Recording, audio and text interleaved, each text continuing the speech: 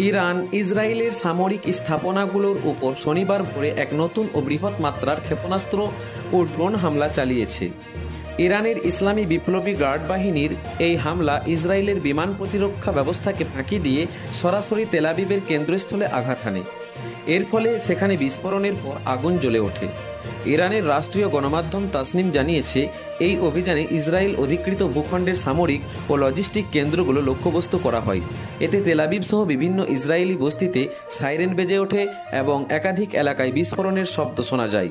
Israeli বাহিনীর বোড়াতে দেশটির channel 12 জানিয়েছে, শনিবার ইরান মোট 10টি ব্যালিস্টিক ক্ষেপণাস্ত্র নিক্ষেপ করেছে, যার মধ্যে 5টি প্রতিহত করা সম্ভব হয়েছে।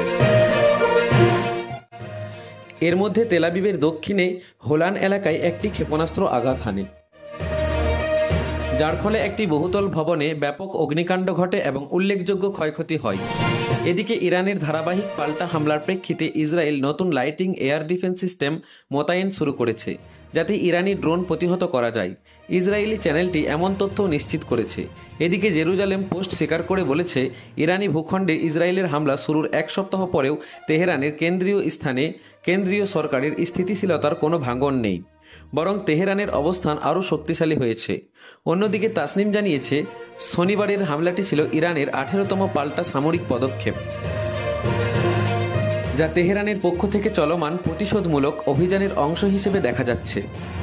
বিশ্লেষকরা বলেছেন, এসব হামলার মাধ্যমে ইরান স্পষ্টভাবে জানিয়ে দিচ্ছে তারা তাদের কৌশলগত লক্ষ্য অর্জন না হওয়া পর্যন্ত সামরিক চাপ অব্যাহত রাখবে।